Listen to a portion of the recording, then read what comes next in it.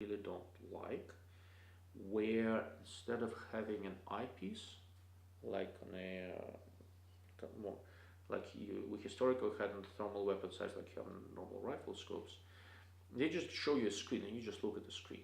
And I think that's a patently bad idea. And it's not just SIG, everybody's doing it.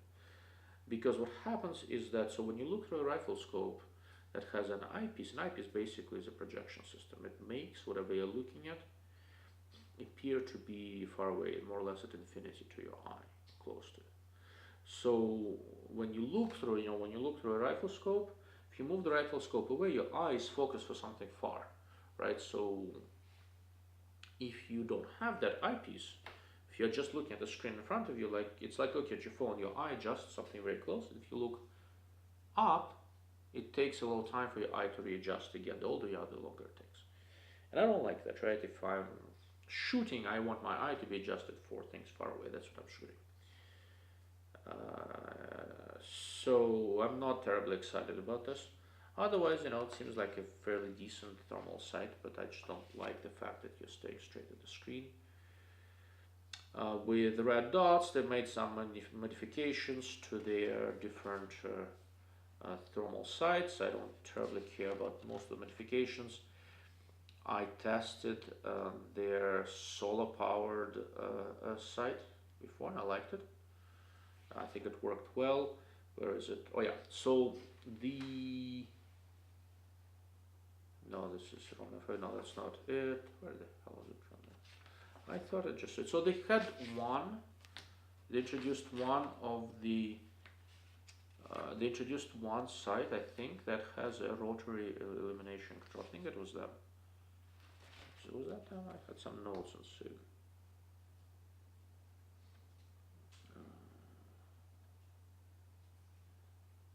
Maybe not.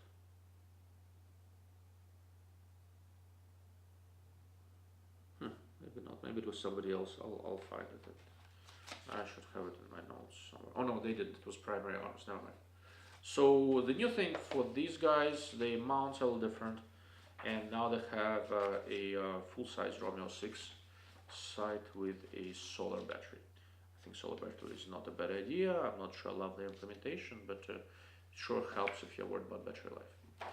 And aside from that, so it's the usual SIG thing. They offer everything under the sun, lights for their handguns, lasers, you name it. Of primary interest to me are the Tango 6s and the rangefinders, right? So they've got new Kilo 2400. I think it's expensive, but it sort of comes with a whole package where you get the wind meter, you plug it into your phone and all that.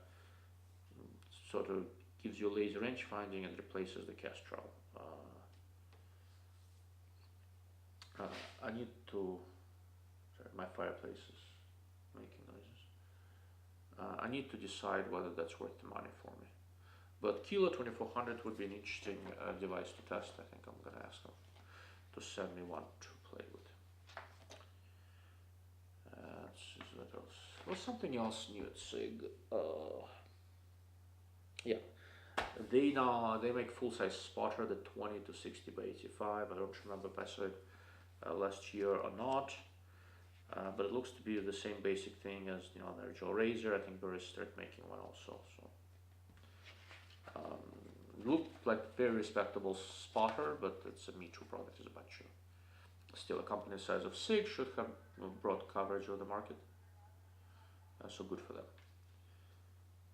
Oh, since I mentioned Burris, I talked about Steiner. I didn't talk about Burris.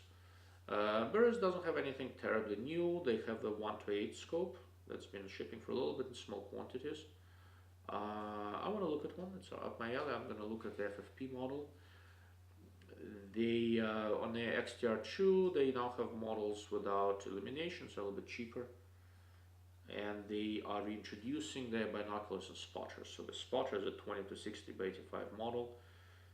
That other than some cosmetic differences, it looks just like the SIG and a bunch of others. And 2 binoculars, the Signature and the Landmark, something. Signature is about 500, the other one's about 200, and they're reasonable, right? It's once again, the company size of Burris should have a reasonably broad coverage of the market, but there's nothing very unusual about this product. It's nothing that would make me go, oh, I really need to look at it. So that's Burris.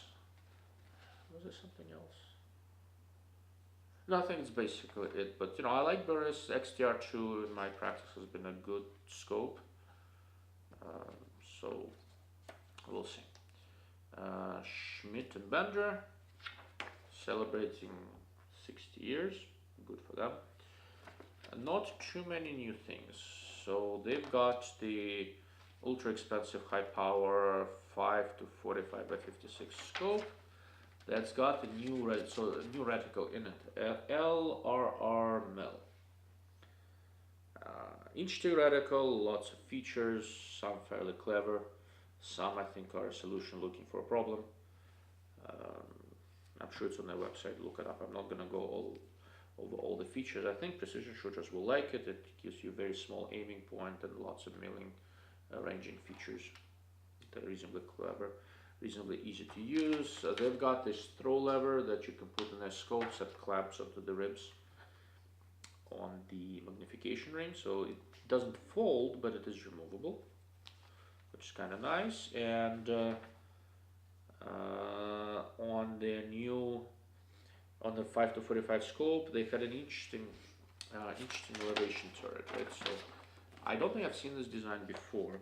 See, it has this little knot, it kind of slides around the turret, and it has 3 positions. So one position, the turret is locked, always nice.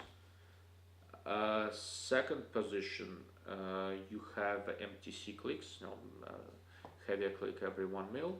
In the third position, you just have normal clicks. And I thought it was clever, it's a multi-turn thing and all that sort of stuff. But I'm not sure how useful it is, but it's a clever solution. I like clever solutions. So, what else? Oh yeah, so they finally figured out a 1 to 8 by 24 dual focal plane scope, where you have a bright dot in the second focal plane and a thin ranging reticle in the front focal plane. Looked pretty well worked out, and I think it's gonna cost. So the dual focal plane 1 to 8 by 24 is gonna cost around $3,800, which by Schmidt standards is downright cheap. I did not ask how much the 5 to 45 by 56 costs. I'm not sure my fragile heart can handle that. I always like the nice catalogs, nice pictures, lots of reticles, yada yada yada. I haven't really looked at the Schmidt scope in a while, partly because it just got so freaking expensive I lost interest. But the ultra short designs are of interest to me. At some point I will probably look at the 3 by 20, 3 to 20 by 50. I think it's a nice, interesting design.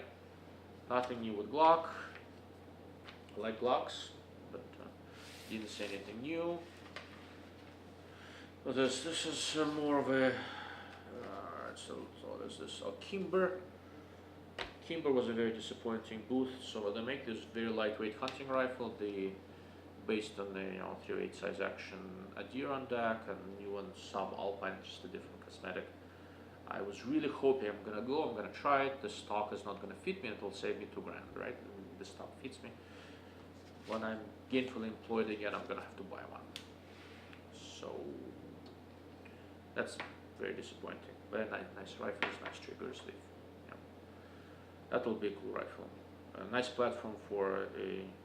I have a Vortex HDLH 1.5 to 8 by 32, like a twinner scope that I liked a lot with the reticle I designed for Vortex. Sort of will help them design the G4 BDC. That would be a perfect scope on a lightweight rifle. So since I have a scope for it, might as well buy the gun, right?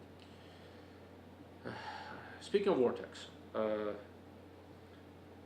so it's no secret I get along well with the guys at Vortex, and partly because I learned that if I harass them about something long enough, they might actually make it. Like the Razor HDLH scopes with the reticle I wanted, every once in a while I think they do something just to get rid of me, plus a bunch of other pesky writers. This year, the big news for Vortex was first they have their holographic set, the UH1. The internal design looks to be entirely different from EOTech, so I don't think they'll have the same thermal issues. Mostly made in US. I think the actual holographic screen is made in UK. I think I know by who. I like the basic sight. I don't like the push buttons, right? So I'm sort of on a record that I like the rotary dials for things like this. The push buttons, with gloves, they probably would be a little bit hard to use, but we'll see. I'm gonna grab one, and I'll test it. I gave them an earful that they really need to make a magnifier for this thing. Holographic sights, since they use a laser instead of an LED, always have a shorter battery life. The nice thing that Vortex did, they have an option of rechargeable battery, and there's a micro USB port that you can use to recharge it. Once I gave an earful that you should have used the USB Type-C. A lot of people are switching to it.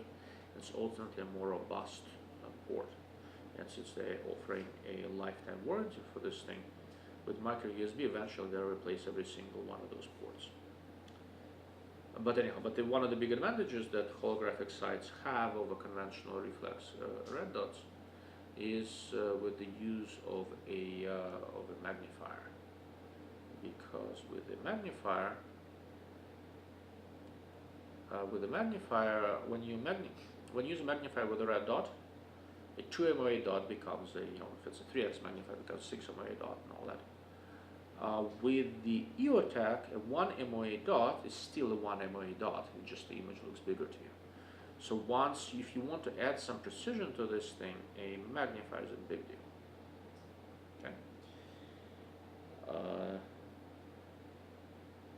So I recently tested Vortex's 3x magnifier that they sell, and that works well with a Spark AR red dot, and that was perfectly reasonable, a good one for the money. For UH1, I think they need to make a better one. I think I like the way, overall, from what I've seen, I like that sight. I think it will do really well with maybe 5x, 6x, something like that, high quality magnifier. We'll see if they listen. I am, of course, full of illusions of my own grandeur, but they've got a business to run. I think it will sell well, but it's up to them. Another new and exciting thing for Vortex was the PST Gen 2. So 3 models, 1 to 6 by 24, 2 to 10 by 36, 32, something like that, 3 to 15 by 42, and 5 to 25 by 50. So I looked at all 4. They look like nice scopes. Larger eyepiece, better field of view, better designed eyepiece, fairly forgiving of eye position and all that sort of jazz. 3 to 15 by 42 looked like the best one of the line. I looked at it. I looked at these at the Vortex has 2 booths, one in the tactical section, one on the main floor, and so I looked at all 4 scopes on both sides, and the 3 to 15 by 42 looked cleaner. I'm not 100% sure if that's the case or not, but that's probably going to be the one I'll look at first. On the 1 to 6, the reticle and illumination look dangerously similar to Razer Gen 2.